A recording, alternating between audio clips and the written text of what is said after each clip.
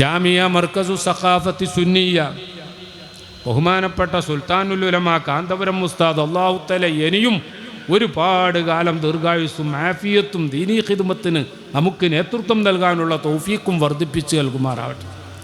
ബഹുമാനപ്പെട്ട ഉസ്താദ് അവർകൾ സുഖമില്ലാതായി നമ്മളെല്ലാവരും അങ്ങേയറ്റം പേടിച്ചു പോയിരുന്നു. പടച്ചവനെ, ശൈഖുനായ ഇനി ഞങ്ങൾക്ക് നേതൃത്വം നൽകാൻ കിട്ടാത്ത ഒരു സാഹചര്യം എന്നേക്കുമായി ശൈഖുന ഞങ്ങളുടെ നേതൃത്വ പദവിയിൽ നിന്ന് മാറുന്നൊരവസ്ഥ വരുമോ എന്ന് പേടിയായിരുന്നു. പക്ഷേ മുഅ്മിനീങ്ങളുടെ ദുആ അല്ലാഹു തആല സ്വീകരിച്ചു. ശൈഖുനായ വീണ്ടും ആരോഗ്യത്തോടുകൂടി നമുക്ക് തന്നു. ഏറ്റവും അവസാനം ഈ ജനുവരി 1 മുതൽ 16 കൂടിയ ദിവസങ്ങളിൽ ഈ കേരളത്തിൻ്റെ വടക്കേ അറ്റം മുതൽ തെക്കേ അറ്റം വരെ ബഹുമാനപ്പെട്ടവരുടെ നേതൃത്വത്തിൽ, അതുപോലെ തന്നെ ബഹുമാനപ്പെട്ട ബദറുസ്താദാത്ത് തങ്ങളവർകൾ, പേരോടുസ്താദവർകൾ, അല്ലാഹു തആല അവർക്കൊക്കെ ദീർഘായുസ്സും ആഫിയത്തും നൽകുമാറാവട്ടെ. അവരുടെയൊക്കെ നേതൃത്വത്തിൽ ഈ കേരള യാത്ര വലിയ ഒരു വിജയമായി മാറുന്ന സാഹചര്യം കണ്ട് കണ്ണ് കുളിർമയാകാൻ അല്ലാഹു തആല നമുക്കൊക്കെ ഭാഗ്യം തന്നു. ഇനിയും അല്ലാഹു തആല ഉസ്താദുമാർക്ക്, സാദാത്തുക്കൾക്ക്, നമ്മുടെ പ്രവർത്തകർക്ക്, മാതാപിതാക്കൾക്ക് ദീർഘായുസ്സും ആഫിയത്തും നൽകുമാറാവട്ടെ. നമ്മുടെ മുന്നേ തന്നെ നടന്നുപോയ, മൺമറഞ്ഞു പോയ എല്ലാ ഉസ്താദുമാരും, മഹാന്മാർ, നേതാക്കൾ, മാതാപിതാക്കൾ, പ്രവർത്തകർ, അവരുടെയൊക്കെ ഖബർ അല്ലാഹ് സ്വർഗമാക്കി തരുമാറാവട്ടെ. പ്രിയപ്പെട്ടവരെ, 25 കൊല്ലം 25 മുതഅല്ലിമീങ്ങളെ കൊണ്ട്, തീൻകുട്ടികളെ കൊണ്ട് 1978 ആരംഭിച്ച മർക്കസ്, പ്രിയപ്പെട്ടവരെ, ആയിരക്കണക്കിന് മുതഅല്ലിമീങ്ങളാണ് ഇന്നും കിതാബോധി പഠിക്കുന്നവരായി മാത്രം അവിടെ ഉള്ളത്. നമുക്കറിയാം, അങ്ങനെ 10,000ങ്ങൾ മർക്കസിൻ്റെ വിവിധ സ്ഥാപനങ്ങളിൽ പഠിക്കുകയാണ്.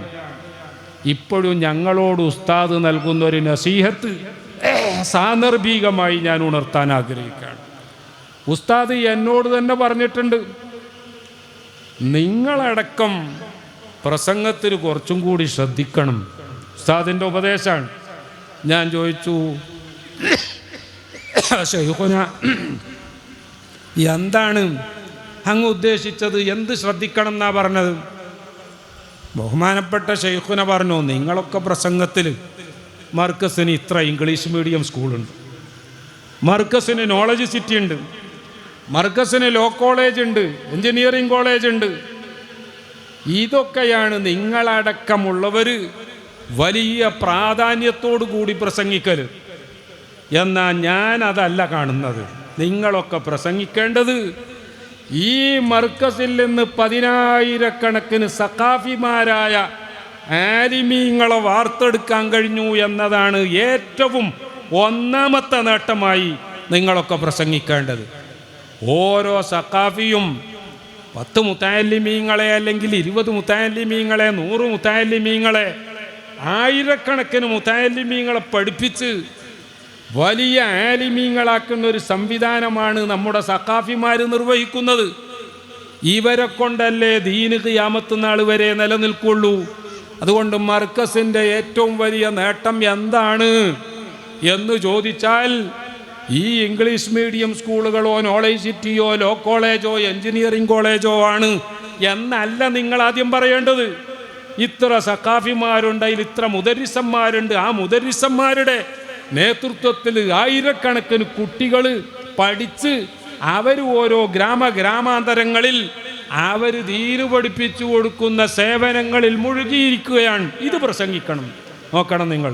ഇതാ ബഹുമാനപ്പെട്ട ശൈഖുന തവ്വലല്ലാഹു ഉംറഹു ഉസ്താദ് അവരുടെ മനസ്സിലുണ്ട്. അത് തന്നെയല്ലേ പരമയാഥാർത്ഥ്യം. എന്തെങ്കിലും സംശയമുണ്ടോ? ഈ ദീന് നിലനിൽക്കണമെങ്കിൽ അൽ ഇൽമു ഹയാത്തുൽ ഇസ്ലാം, ഈ ഇൽമൂടെ നിലനിൽക്കണ്ടേ? അതുകൊണ്ട് ഏറ്റവും പ്രധാനം അത് തന്നെയാണ്. അതേസമയം ആധുനിക കാലഘട്ടത്തിൽ മറ്റുള്ള വിദ്യാഭ്യാസവും വേണം, അതില്ല എന്ന് പറയാൻ പാടില്ല. അതും വേണം, നല്ലതുപോലെ വേണം. പക്ഷേ നമ്മുടെ ഒന്നാമത്തെ നേട്ടം ഈ ഉസ്താദുമാരെ ഉണ്ടാക്കുക, ഈ ഉലമാക്കളെ ഉണ്ടാക്കുക, ആ ഉലമാക്കൾ ദർസുകൾക്ക് നേതൃത്വം നൽകുക എന്നത് തന്നെയാകണം. അതുകൊണ്ട് അതിൻ്റെ പ്രാധാന്യം കുറഞ്ഞു പോകുന്ന അവസ്ഥയിൽ അല്ല നിങ്ങളൊന്നും സംസാരിക്കേണ്ടത് എന്ന് ബഹുമാനപ്പെട്ട ശൈഖുന സുൽത്താനുൽ ഉലമാ തവ്വലല്ലാഹു ഉംറഹു വനഫഅനാ ബിഹി ഫിദ്ദാറൈൻ ഞങ്ങളെയൊക്കെ ഇപ്പോഴും പഠിപ്പിച്ചുകൊണ്ടിരിക്കും. ഞാൻ അവസാനിപ്പിക്കട്ടെ, പറഞ്ഞ അവസാനം പറയാൻ ഉദ്ദേശിച്ച കാര്യവും കൂടി പറയാം. മുതഅല്ലിമീങ്ങൾ പണ്ടത്തെ മുതഅല്ലിമീങ്ങളെ പോലെയല്ല. അവർക്ക് ഇപ്പോൾ ഒരുപാട് എൻഗേജ്മെൻറ്റ്സാണ്. ഈ മൾട്ടിമീഡിയ ഫോണ് അതിൽ നോക്കാനും തോണ്ടാനും തന്നെ എത്ര സമയം വേണം. ഞങ്ങളൊക്കെ ഓതിപ്പടിച്ചിരുന്ന കാലത്ത് പിന്നെ അങ്ങനത്തെ ഒരു ശുഗലില്ലാത്തത് കൊണ്ട് സുബൈൻ്റെ മുമ്പ് അങ്ങോട്ട് എണീറ്റാൽ 12 മണി വരെയോ 1 മണി വരെയോ 2 മണി വരെയോ ഒക്കെ ഈ കിതാബ് ഓതുക എന്നല്ലാത്ത ഒരു ശുഗലും ഉണ്ടായില്ലായിരുന്നു.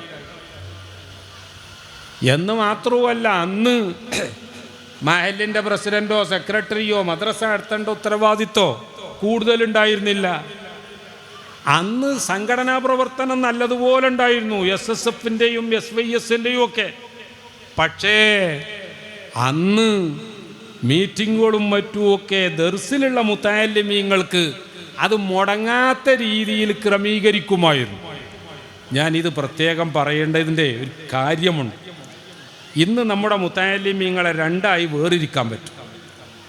ചില കുട്ടികൾ ഞാൻ ഓതാൻ പോവുകയാണ്, എനിക്ക് സംഘടനാ പ്രവർത്തനമൊന്നും തീരെ പറ്റൂല, എൻ്റെ ഉസ്താദും സംഘടനാ പ്രവർത്തനത്തിൻ്റെ ശൈലിക്കാരനല്ല എന്ന് പറഞ്ഞ് സംഘടനാ പ്രവർത്തനത്തെ നിരുത്സാഹപ്പെടുത്തുന്നവരുണ്ട്.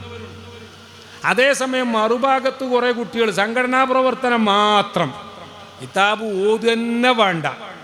ഞാൻ ഈ 2 രീതിയും ശരിയല്ല എന്ന് ഉറപ്പിച്ചു പറയാനാണ് ഞാൻ ഈ അവസരം ഉപയോഗപ്പെടുത്തുന്നത്.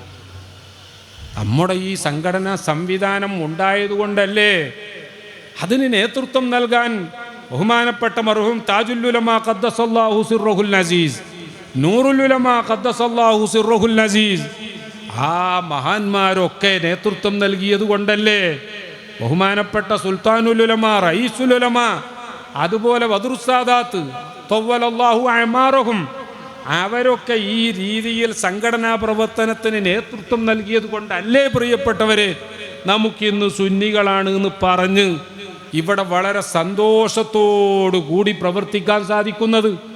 അവരൊക്കെ ഈ പറഞ്ഞതുപോലെ ഞങ്ങളെ ദർസ് മുടങ്ങും, ഞങ്ങളുടെ ഹദ്ദാദ് മുടങ്ങും, അല്ലെങ്കിൽ റവാത്തിബ് സുന്നത്ത് കൃത്യമായി നിസ്കരിക്കാൻ പറ്റാതെ മീറ്റിങ്ങിന് ഓടേണ്ടി വരും എന്നൊക്കെ പറഞ്ഞുകൊണ്ട് ഒരു ആലിമീങ്ങളും റവാത്തിബ് സുന്നത്ത് ഒഴിവാക്കണില്ല, ഹദ്ദാദ് റാത്തീബ് ഒഴിവാക്കണില്ല. പക്ഷേ യാത്രയിൽ കാറിൽ ഇരുന്നിട്ടോ യാത്രയിലൊക്കെ ആയിരിക്കും ഹദ്ദാദ് ചെല്ലൽ. വിത്ർ നിസ്കരിക്കാൻ ഒരു പക്ഷേ ഇശായിൻ്റെ സുന്നത്ത് നിസ്കരിച്ച ഉടനെ കഴിയണമെന്നില്ല, അത് പിന്നീട് തഹജ്ജുദിന് എണീക്കുമ്പോഴായിരിക്കും വിത്ർ നിസ്കരിക്കുക. ഇങ്ങനെ അഡ്ജസ്റ്റ്മെൻറ്റ് ചെയ്യും എന്നല്ലാതെ വിത്ർ വേണ്ട, സുന്നത്ത് നിസ്കാരം വേണ്ട, ഫർള് തന്നെ ജമാഅത്തില്ലാതെ തട്ടിക്കൂട്ടി ബാക്കി ഓടിയാൽ മതി എന്നല്ല നമ്മുടെ ഉലമാവുകാരും പഠിപ്പിക്കുന്നത്. അപ്പം ഇവരൊക്കെ സംഘടനാപരമായി പ്രവർത്തിച്ചപ്പോൾ തന്നെ നല്ല നിലക്ക് ദർസ് നടത്തി, നല്ല നിലക്ക് വഅ്ള് പറഞ്ഞ്, നല്ല നിലക്ക് സംഘടനാ പ്രവർത്തനം നടത്തി. അതുകൊണ്ടല്ലേ ഇന്ന് ഈ ഇസ്സത്ത് നമുക്ക് വന്നു ചേർന്നത്. അതുകൊണ്ട് ഞാൻ പറയുന്നു, തീരെ സംഘടനാ പ്രവർത്തനം പാടില്ല എന്നുള്ള ധാരണക്കാരുണ്ടെങ്കിൽ അത് ദർസിന് ദോഷം ചെയ്യും, ഇൽമിന് അപകടം ചെയ്യും എന്നുള്ള ചിന്ത ഉണ്ടെങ്കിൽ അത് ശരിയല്ല. അതേസമയം സംഘടനാ പ്രവർത്തനം മാത്രം മതി, എന്നിട്ട് കേവലം ഒരു ജാഹിലായാൽ മതി, വേഷവും പേരും മാത്രം ആലിമിൻ്റെതായാൽ മതി എന്ന് പറയുന്നോലോ, അത് വലിയ അപകടം തന്നെയാണ്. അതുകൊണ്ടൊന്നും നമുക്ക് രക്ഷപ്പെടാൻ കഴിയില്ല. അതുകൊണ്ട് നന്നായി പഠിക്കേണ്ട വിഷയങ്ങൾ നന്നായി പഠിക്കണം. ആ പഠിച്ച വിഷയങ്ങളൊക്കെ അമൽ ചെയ്യേണ്ടത് മുഴുവൻ നന്നായി അമൽ ചെയ്യണം.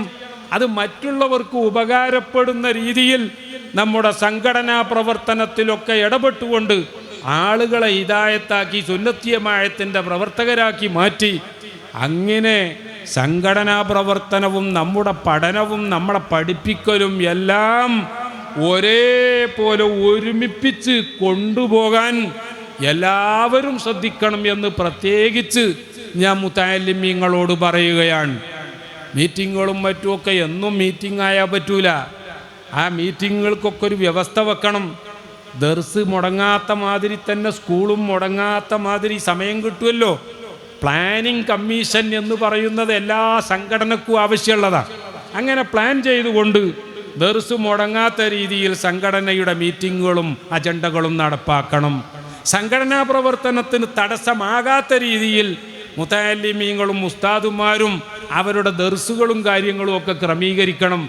ആ രീതിയിൽ മുന്നോട്ട് പോയാൽ തീർച്ചയായിട്ടും വലിയ വിജയം വരും. അൽഹംദുലില്ലാഹ്, ബഹുമാനപ്പെട്ട ഉസ്മാൻ സഖാഫി ഉസ്താദ് അവരുടെ ഈ അബുൽ ഫضൽ ഗ്ലോബൽ അക്കാദമി ഇത് വലിയ വിജയകരമായ രീതിയിൽ പ്രവർത്തിക്കുന്ന ഒരു ദർസാണ് എന്ന് ഈ നാട്ടുകാരും അതുപോലെ തന്നെ ഇവിടെ പഠിച്ച മുതഅല്ലിമീങ്ങളും ഇവിടെ പരിചയമുള്ളവരുമൊക്കെ എന്നോട് പറഞ്ഞിട്ടുണ്ട്. ഞങ്ങൾക്കൊക്കെ വലിയ സന്തോഷമാണ്.